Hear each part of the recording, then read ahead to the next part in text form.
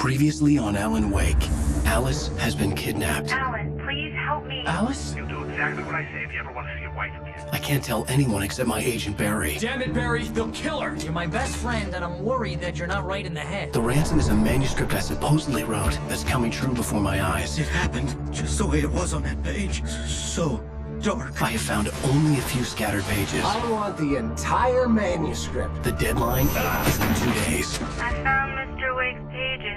Good girl. How the hell did she get her hands on the manuscript anyway? I don't know. She's resourceful. I told you you were too hard on her. Listen, I found out all sorts of interesting stuff while I was digging around. Yeah. Mr. Wake, it's Sheriff Breaker. We have an FBI agent here, Agent Nightingale. FBI? He's anxious to see you. You'd better come to the station. Okay, I'll be right over, Sheriff. Let's make this quick, huh? Help you folks? Name's Randolph. I'm the manager. We're looking for Rose. Works as a waitress down at the diner. Rose, sure. Nice girl. Who wants to know? I'm Alan Wake. The writer, huh? I heard on the radio you were visiting. Well, I'll show you her trailer. That Rose, she's a nice girl. Always pays her rent on time. As I was saying, Al, I found all sorts of weird stuff from the local newspaper's archives. This place is crazy. Disappearances, mysterious deaths, urban legends come true, and get this, most of this stuff takes place around Cauldron Lake. Well, you ain't wrong, mister. The Indians thought the lake was a doorway to the underworld.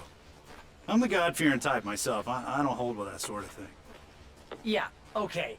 Anyway, there was an island there owned by a guy called Thomas Zane. Now, some of the articles I found about him make him out to be a famous writer, but I ran a bunch of searches, couldn't find a single thing he wrote. Zane was heavily into diving, so much so that the place came to be called Diver's Isle. But the volcano under the lake erupted in 1970, and Zane went down with the island.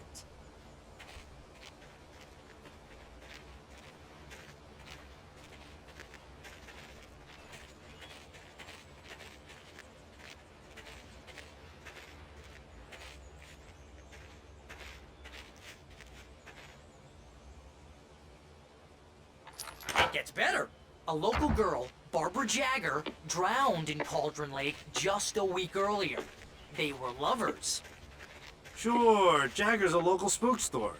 The Scratching Hag. Comes for you in the dark. Childish stuff like that. Anyway, Al, I'm just getting to the best part. All of the articles about this stuff were written by Cynthia Weaver. I asked around, and she's that crazy bag lady you met. What, the lamp lady? She can be a little loopy, but she's not homeless or anything. Yeah, anyway, she knew both Jagger and Zane before they both died, and she had some kind of a breakdown.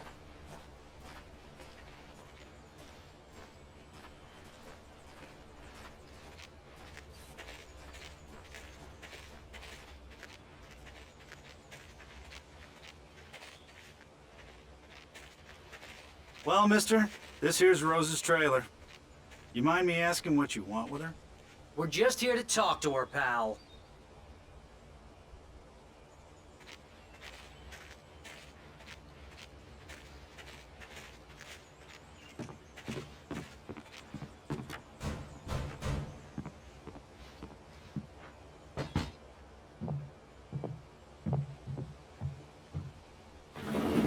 Welcome to... Oh dear, Mr. Wake.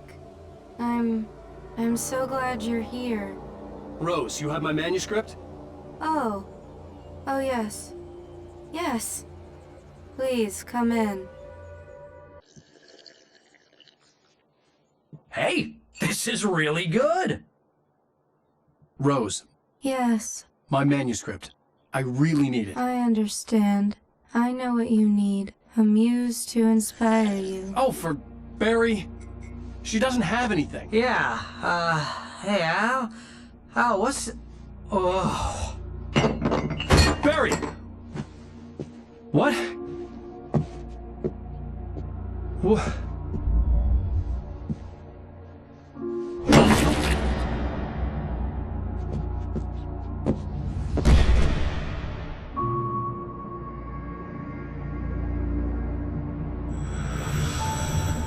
It's coming for you, hiding in my barber's skin. I'm too weak to stop it. You must turn the lights on. I promised I'd come visit you and your lovely wife. You must finish what you started. I insist.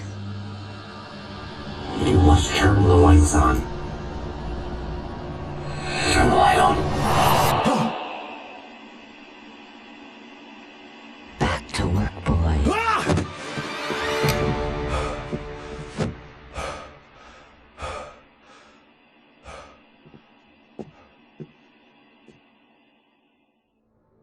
I felt nauseous, hungover. Only anger kept me going. I can't tell reality from dream anymore, but it seems I have an imaginary editor to help me. She's an old woman in a funeral dress. I call her Barbara Jagger. She's very strict.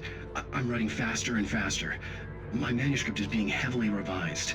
The edits are getting very aggressive, and each day there's less of me and more of her. I hate it, but I know she's right. She promises me I can save Alice this way. She knows more of this than I do. About the complex incantation I'm attempting. About this place. She's worked with another writer under similar circumstances, Thomas Zane. The genre of the story seems to be shifting. It's turning into a horror story. I'm getting close. I can feel it.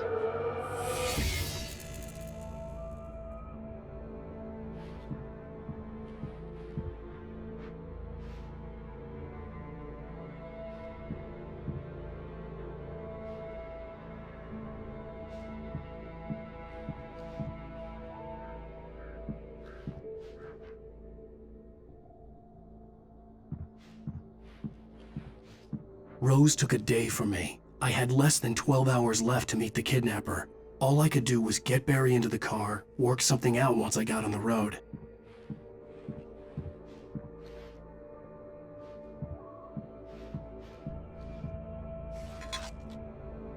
Welcome to the Oh Dear Diner.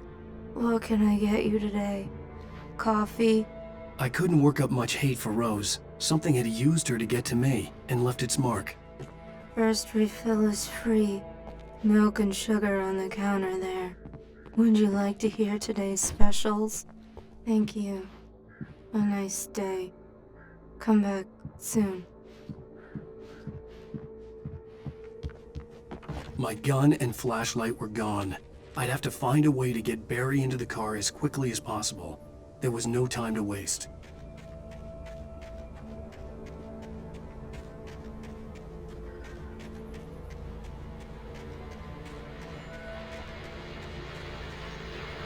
I just stepped outside to catch a breath of fresh air, and let me tell you, the weather's getting heavy. Nights like this make me especially glad I'm here talking to you and not home in bed. Once the weather takes a turn like this, I can't sleep at all. It's all tangled bed sheets and dark thoughts, punctuated by the occasional plunge into nightmare. Is it just me? Well, perhaps it is. But I hope I can make the night a little bit easier to get through. Caller, you're on KBF FM. Hey. Mr. Randolph liked Rose. That little smile she had. How she was still sweet when life had tried so hard to make her bitter. It wasn't any of his business what she did in her trailer. But those strangers, the writer and his smart-ass sidekick, looked like trouble. And they'd been in there for hours, way past her normal bedtime. He reached for the phone and called the sheriff's station.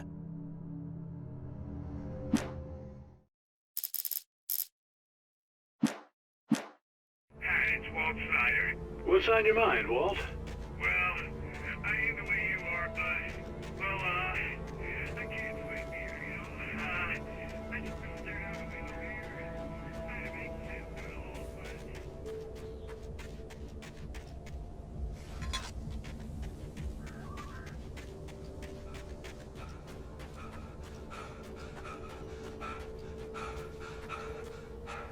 Oh, you're gonna get it now. God knows what you've done to that poor girl. This is Agent Nightingale, FBI! Get him up, Hemingway! You're under arrest! You move a muscle, I'll unload right in your goddamn face! Stay right where you are, Spillane!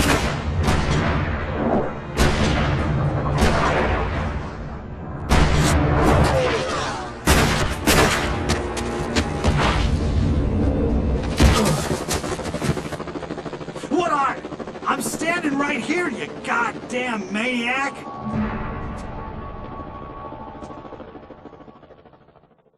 I hated to leave Barry behind, but there was no way I'd miss my appointment with the kidnapper. Give it up, Mr. Wake. Come on. Take it easy on it. Don't let him get away.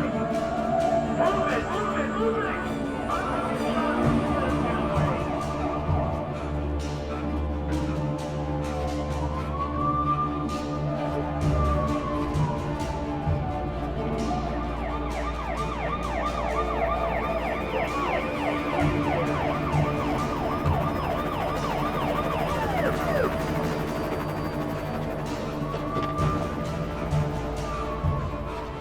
Stop running! There he goes! Okay, man. Keep your eyes peeled. He's gonna try to make it through here. Oh, damn. Fan out! Stop!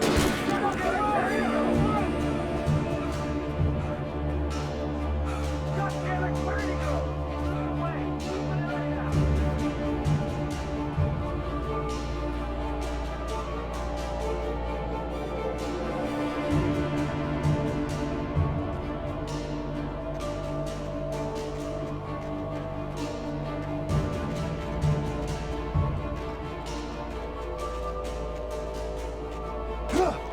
He's gone!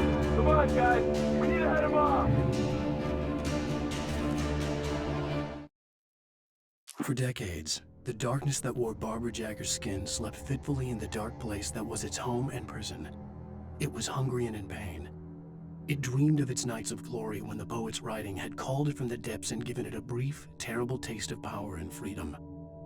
The rock stars had stirred it from the deep sleep the poet had sunk it back to in the end. When it sensed the writer on the ferry, it opened its eyes.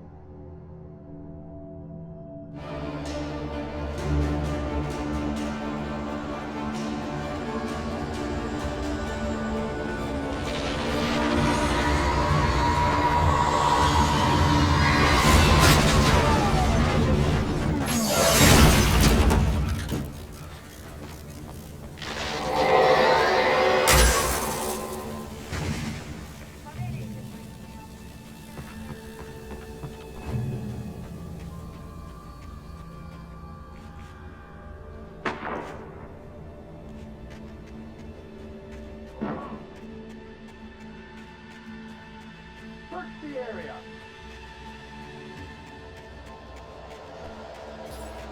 Stay sharp! This way! Over here!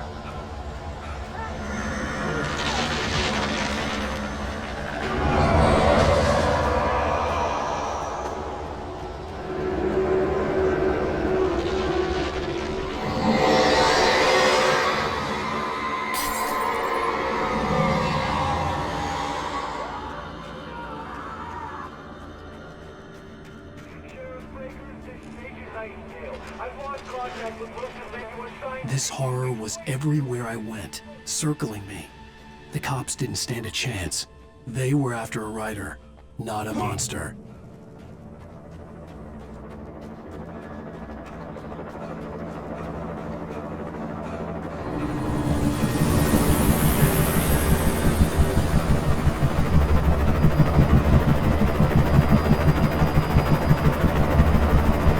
You on the ground! Hold it right there! There's nowhere to run!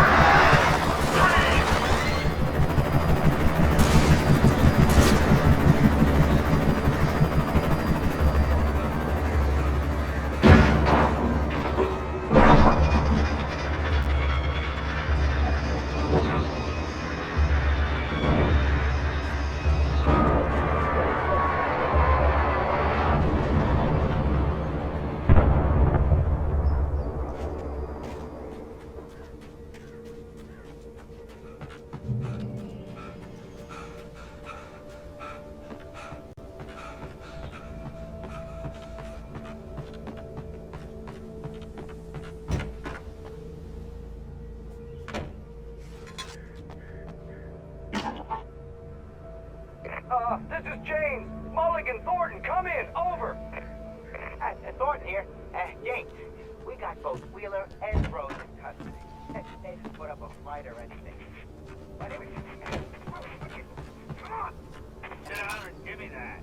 James, Mulligan here. Over. I could see the lights of the radio station in the distance. Over. We got Wheeler and Rose here. Wheeler's drunk or hopped up on something. Speaking of which, that Fed had a pretty distinctive whiff of Otis Scotch about it, you know what I mean? Over. I don't have anything on that, Deputy Mulligan. Over. Well, whatever. Anyway, Rose is just being plain weird here. You better get Doc in and take a look at both. Over. Got you. You better get them here quickly. The Fed's gonna want to interview.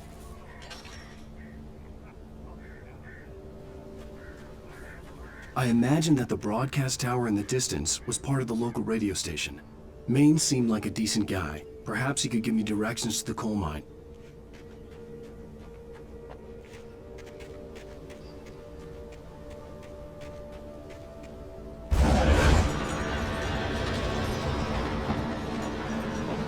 Unnatural shadows clung to the gate.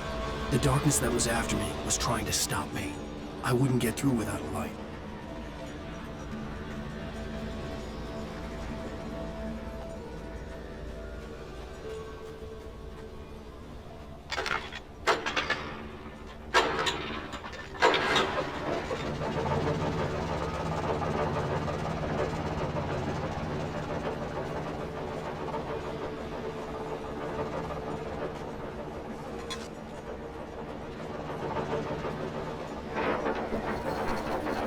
The old generator conked out.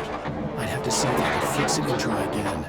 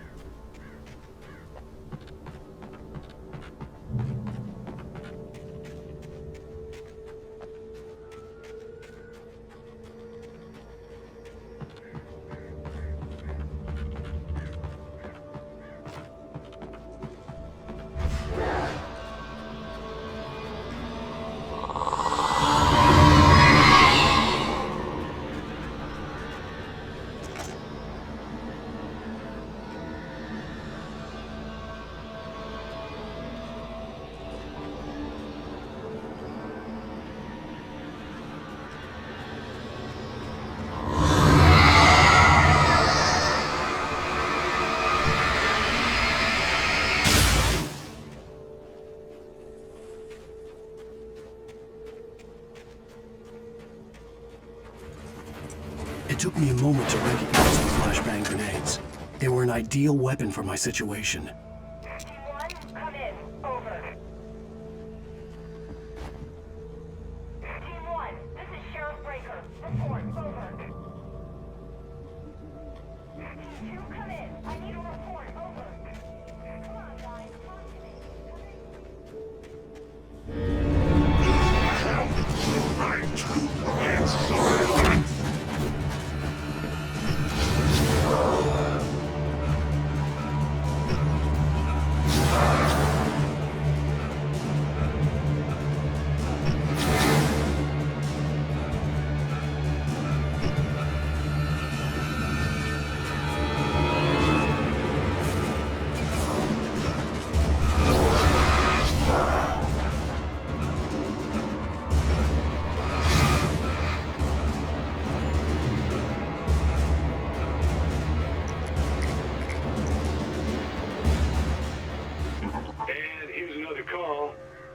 KBFFM with Pat Maine. It's Milt Peabody, Pat. What's on your mind, Milt? Well, I live near the trailer park, Pat, and there's a big ruckus going on over there. Well, that's just up the road from me, too. What's going on, do you know? I don't know, but there's a bunch of police cars there, lots of sirens, a helicopter buzzing around, and I think I heard some gunshots. Gunshots? Yes, sir, like from a pistol. So can you find out what's going on? Because it's just next door and they're popping off guns there.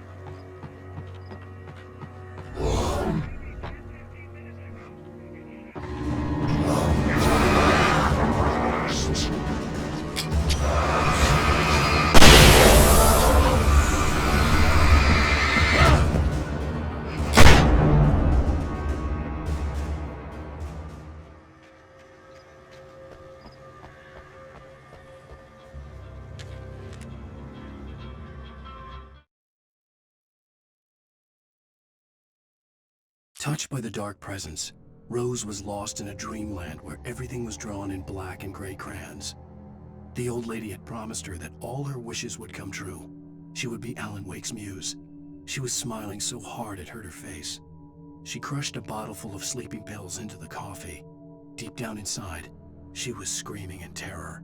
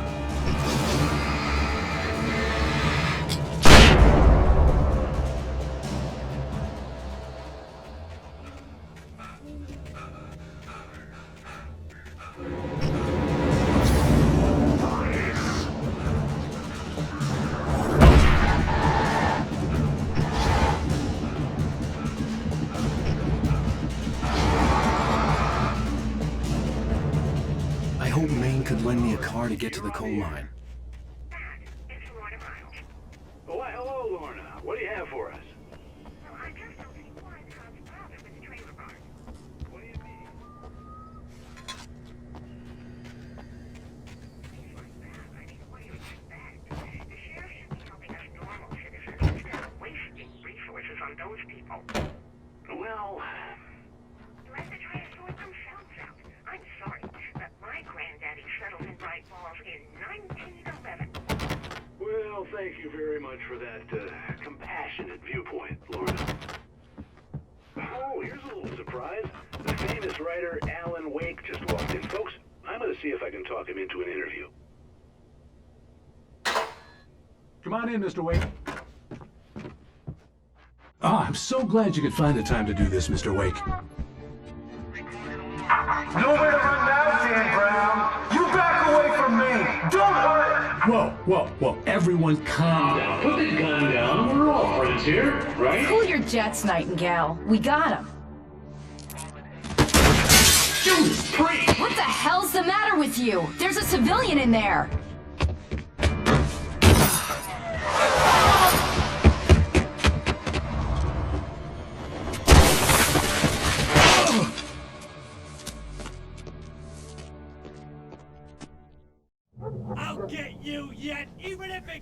me, you hear me? You hear me, H.P. Lovecraft? I had fallen off so many cliffs it was ridiculous. That's what you get for naming a book The Sudden Stop. It was probably good I hadn't had the chance to tell Maine where I was going. I'd have to lose the cops and find my own way to the mine. Nightingale stared through the broken studio window into the dark woods. He turned around, started to walk out, but Maine grabbed his arm. "Young man, you almost shot me. You don't shoot off rounds at people like that. What's the matter with you?" Nightingale shook his arm free, marched out. His cheeks burned with rage and humiliation.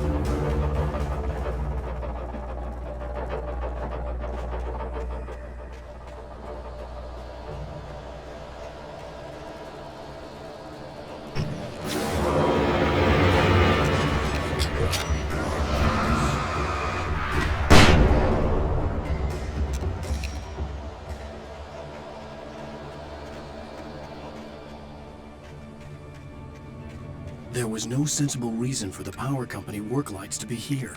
It was almost as if they'd been left for someone like me to use.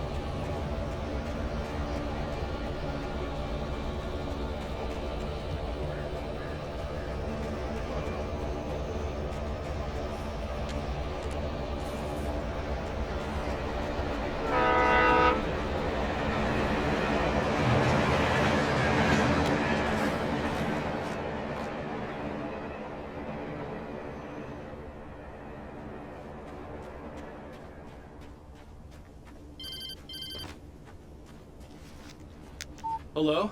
The most stubborn man I've ever met. Alice? Alice? Alan, I'm so afraid. It keeps me in the dark. Please help me. I look at you, Alan, and it's not you. Something else. Looking out from behind your eyes. Alice, I'm here. I'm so alone here. It's all gonna go to hell. You need to be careful. Cooperate. The connection had been terrible, but that wasn't the only thing that hadn't been right with the call. She sounded wrong somehow, but she had called me.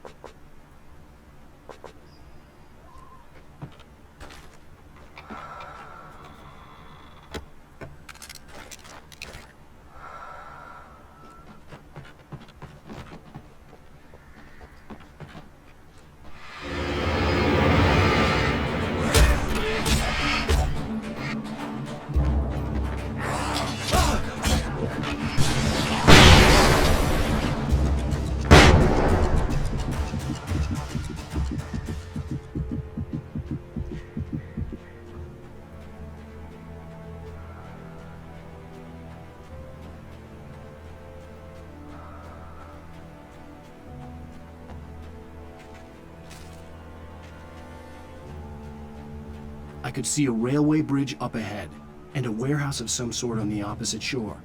I hoped I could find a car from there.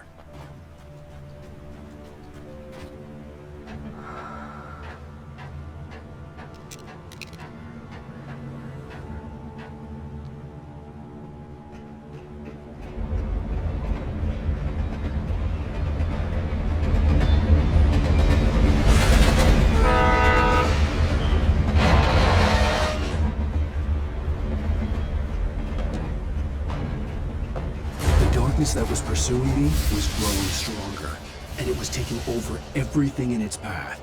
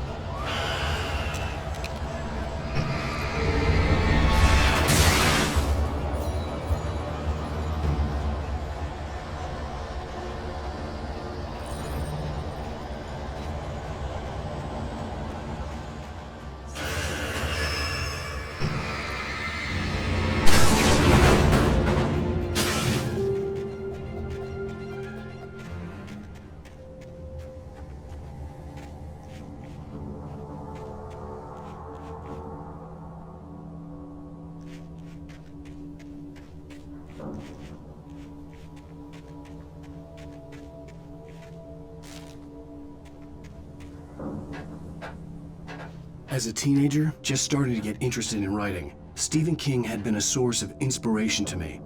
I thought about all the inanimate objects that had come to life in his books.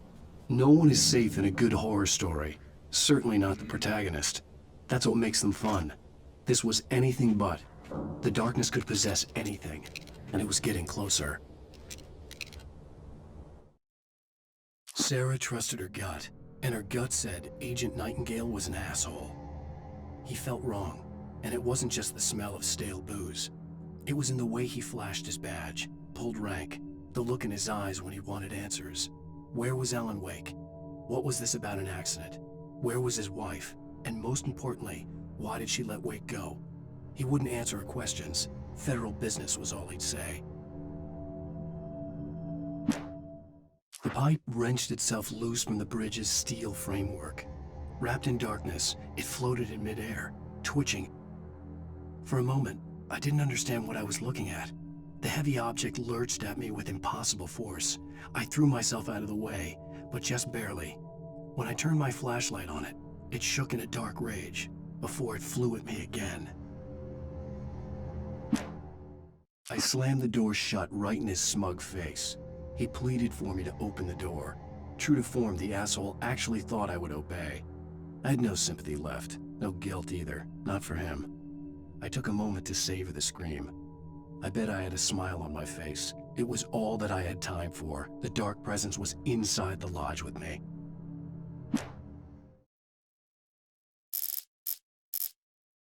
Danny had stepped out, but what stumbled back in was something else. Something alien. A monster. Walter tried to kill it, first with his fists, then a chair. It wouldn't die. Instead, it kept coming, unaffected by the beating it had taken. After Walter managed to kick it down the cellar stairs, fear took over. He ran, got behind the wheel, gunned the engine. The booze wouldn't make him forget.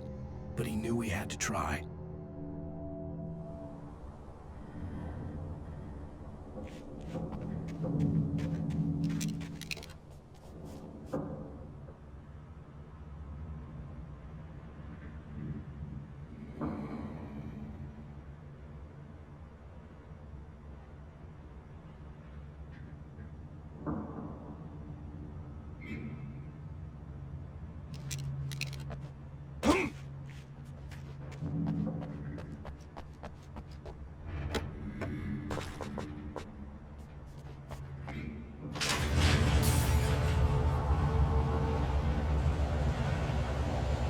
Did you call 911?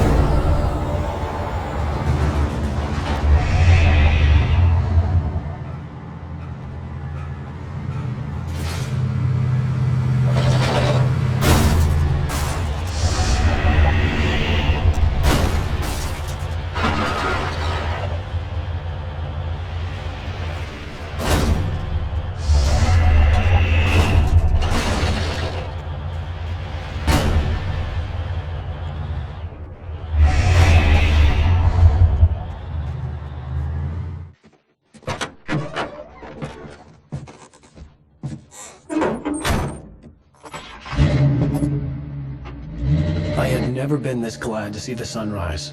I had a couple of hours to get to the coal mine.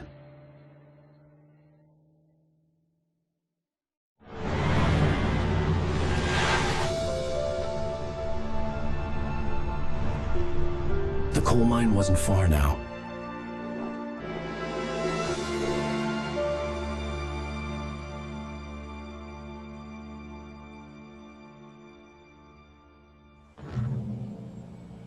Today, I would meet the kidnapper, and he would give me Alice. I wouldn't give him any other choice.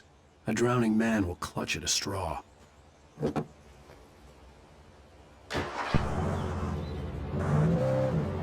Little by little, without realizing it, I'd come to believe that the story in the manuscript was coming true.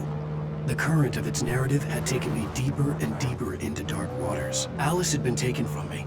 Barry was probably in jail. I was a fugitive from the FBI.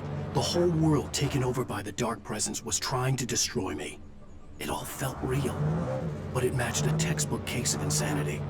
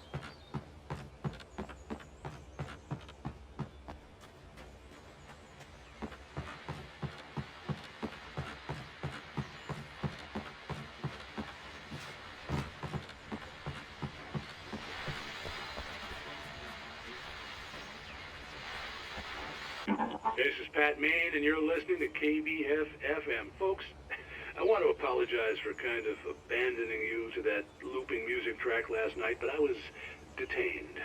You see, I encountered a big-shot G-man with an itchy trigger finger who could use a lesson in manners and a boot in the ass, not necessarily in that order either. Now, folks, I know I'm not being very informative here, and I apologize for that. I really should just keep quiet, but I'm just so peeved right now, because some people just shouldn't be carrying badges. I'm just glad that our Sheriff Breaker was there to straighten things out. And if someone I met last night is listening, let me just say, I'm sorry if my mouth got you in trouble. I'm pretty sure you're not the bad guy here. Godspeed, son. I hope you know what you're doing. Now, on a lighter note, I'll be talking to Dr. Nelson all morning.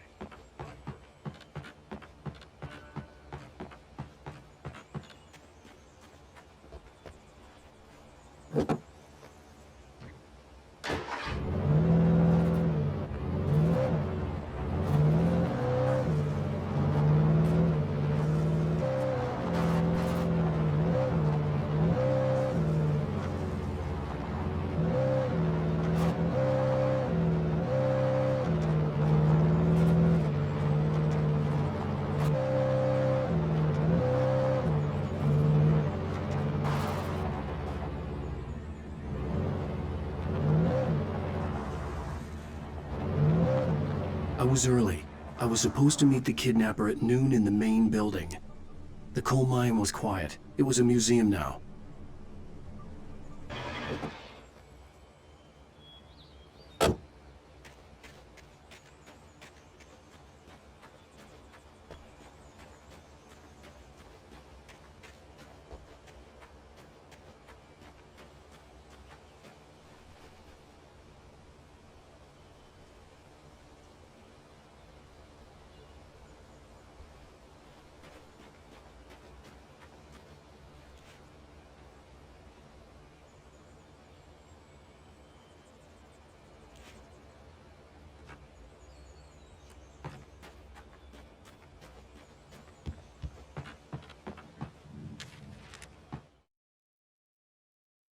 The darkness surged towards me, sucking everything loose from the ground into its depths, tugging at my clothes.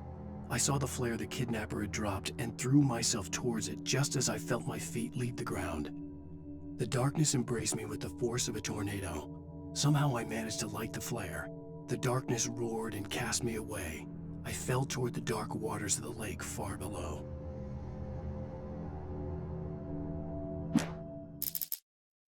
With Nightingale gone and the night wind blowing in through the broken studio window, Maine stared at Sarah. The sheriff looked away. Maine's voice shook with barely controlled anger. That boy's doing more drinking than thinking. I hope you know what you're doing, Sarah. He's got a sickness in his eyes. You take my word for it. He wants Wake for a reason, and it's not for anything good.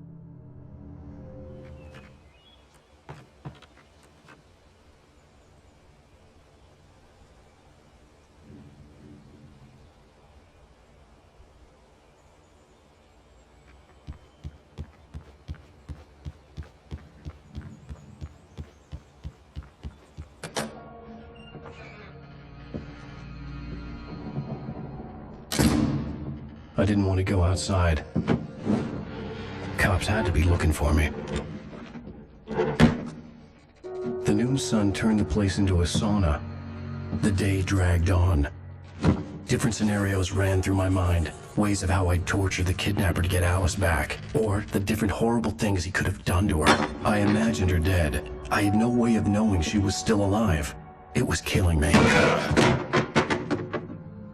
I was running on blind hope. It was all a waste of time. The bastard never showed up.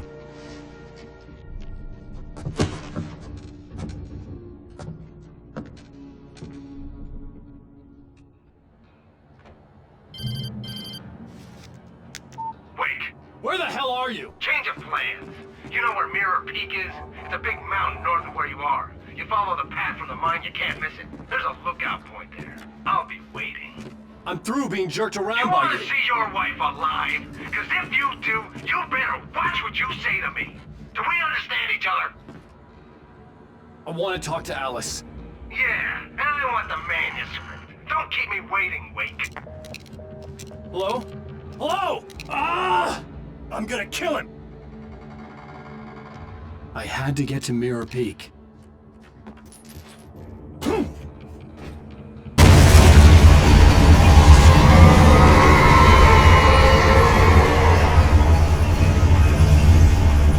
It was close, maybe closer than ever before.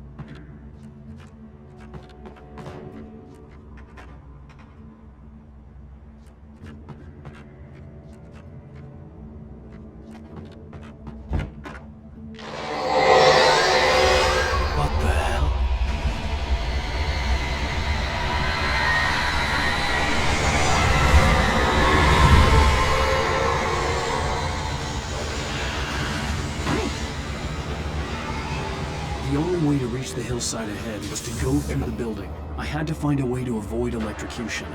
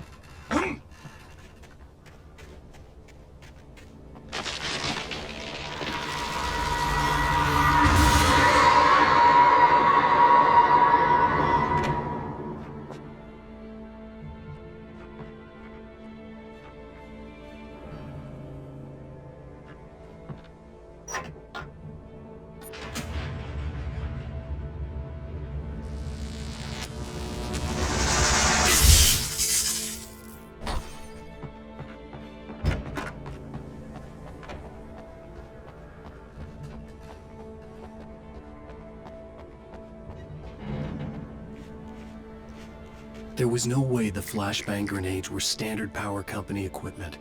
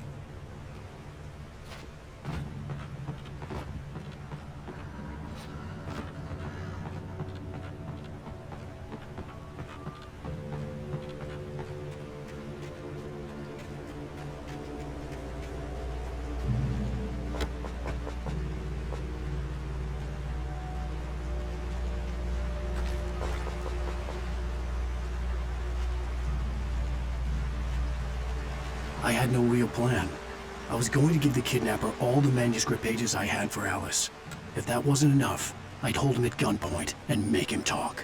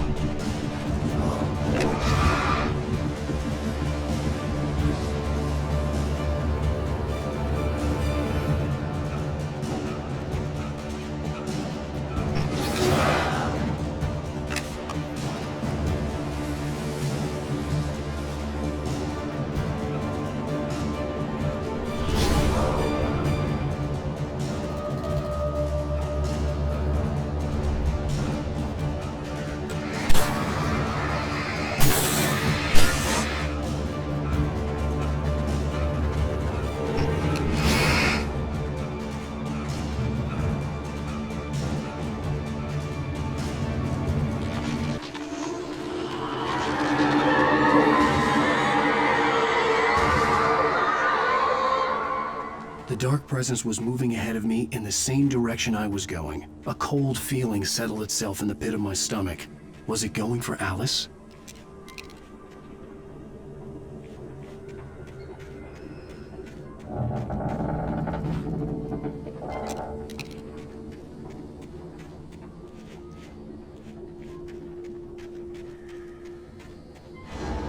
The graveyard shift may cause cancer.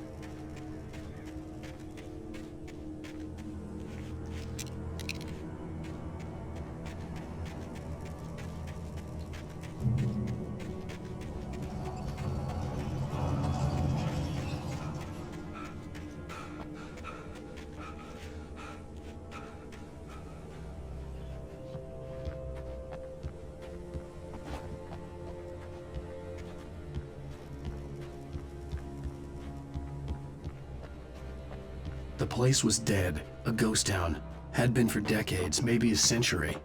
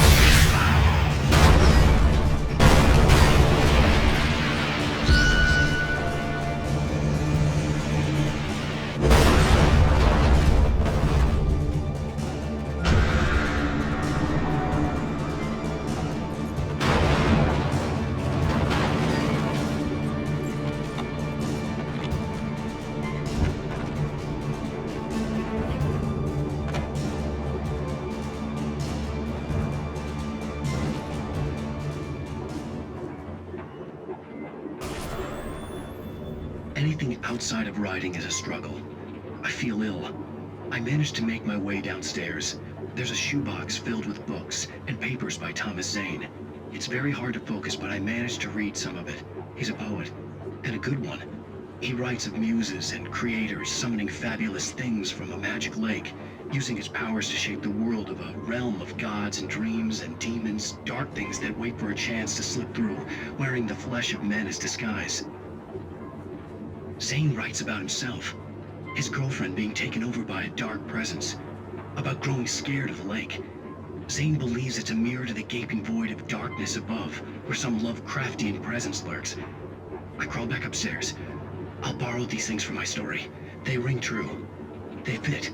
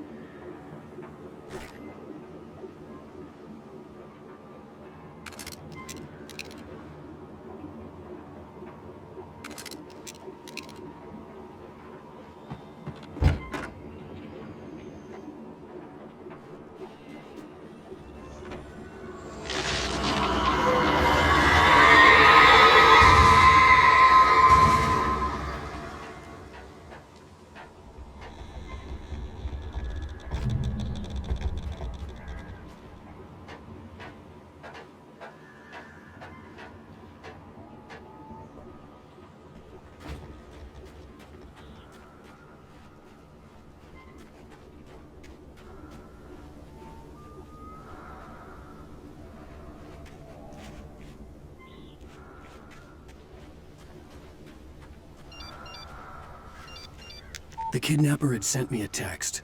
The message was full of spelling errors and insults. It was telling me to hurry up.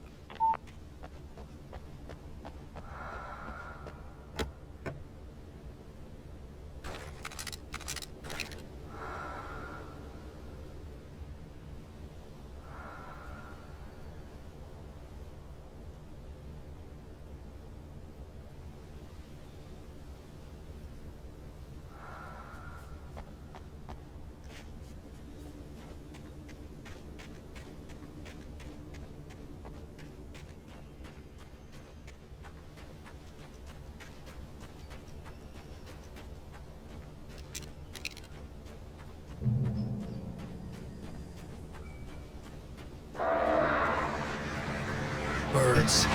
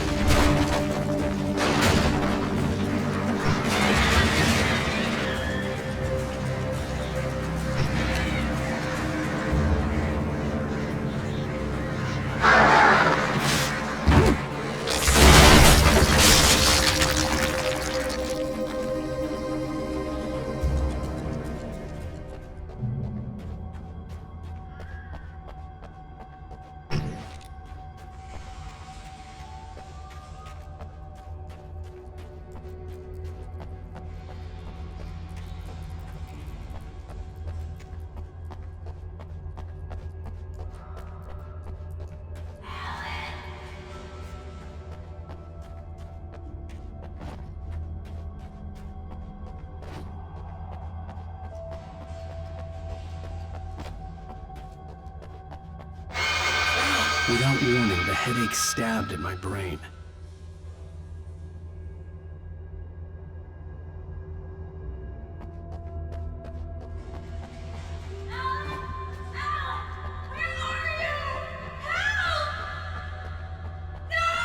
Alice?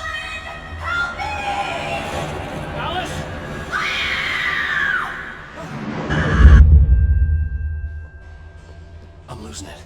I gotta get out of here.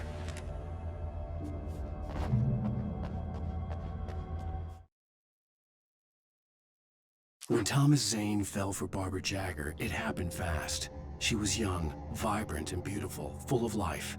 He had never been a very happy man, and without any seeming effort, she had changed all that. Zane felt good for the first time in his life. Everything she did was another piece of a jigsaw puzzle he hadn't even known he'd been missing. And best of all, she made the words flow, strong and sharp. She was his muse.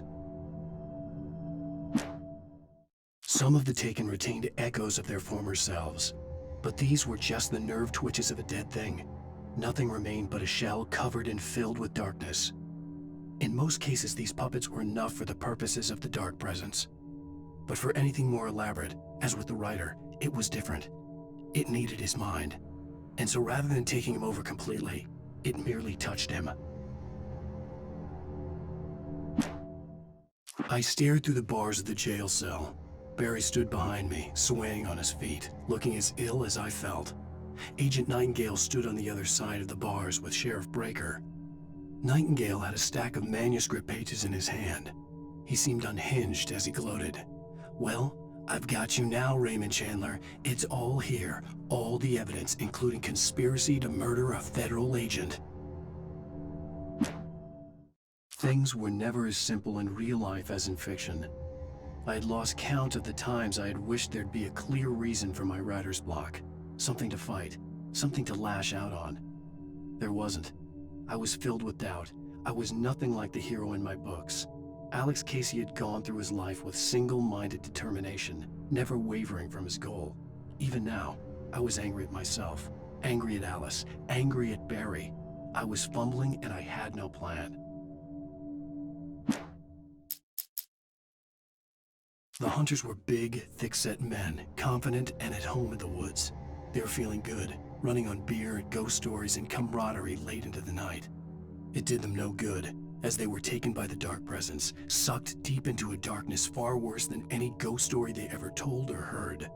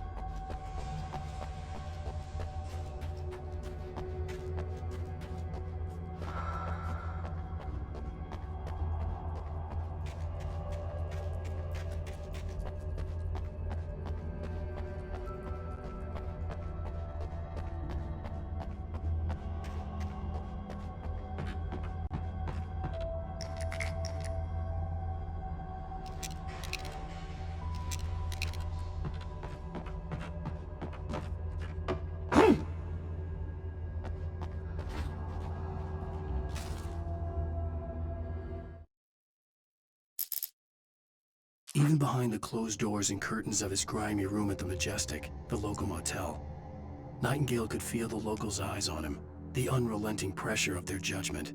He forced it out of his mind. For all he knew, they could all be under Wake's spell already. You do what you have to do to get the job done. He took comfort from the bottle in his hand. Please, he thought, just let me get through this.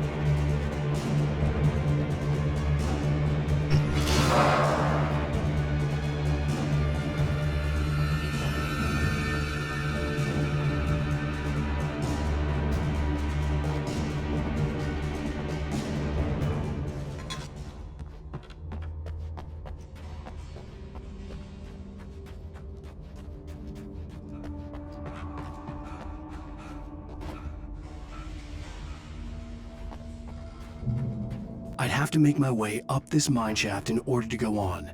Maybe the machinery could help me with that.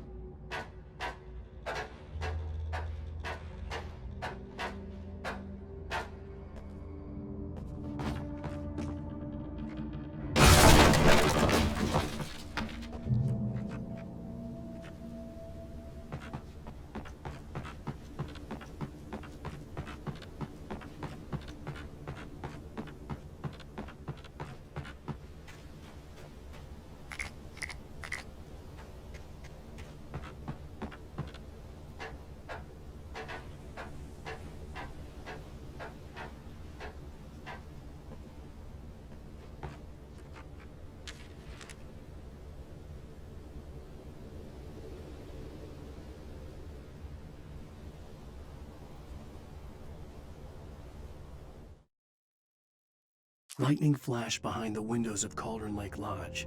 Tor Anderson laughed and held the steel hammer above his head. Nurse Sinclair was trying to calm him down without success.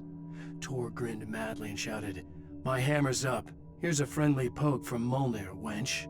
He brought the hammer down with all his might on Sinclair's head. "We're on a comeback tour, baby."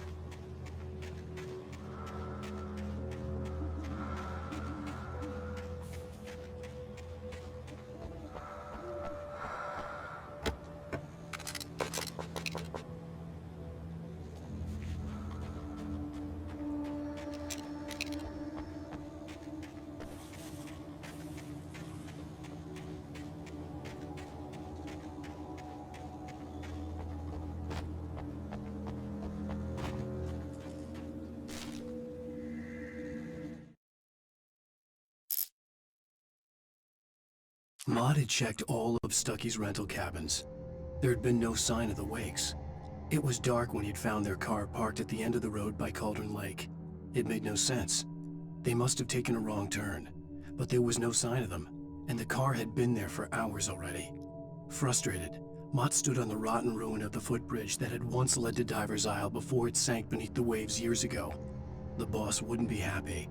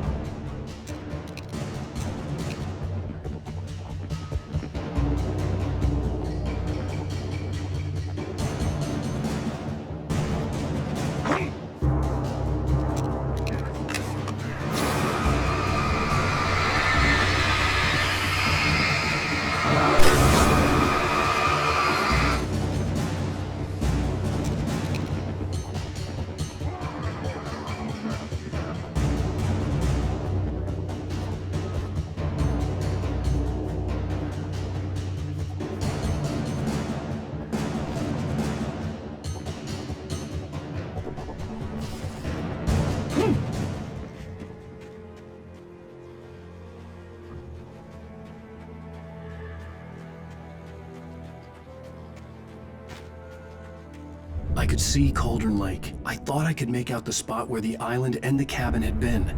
There was a light near it. It had to be a boat.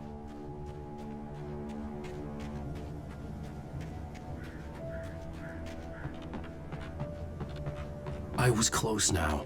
I had to get there fast. I dreaded what I would find.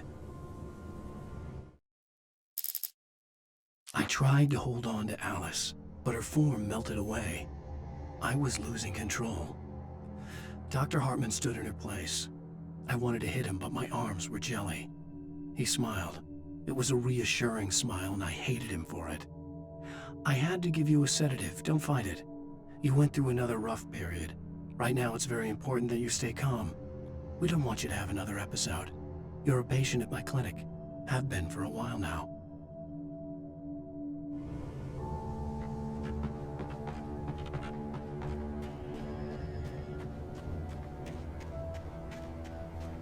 Wait! Are you? Wait! Hey, I'm here! I'm coming!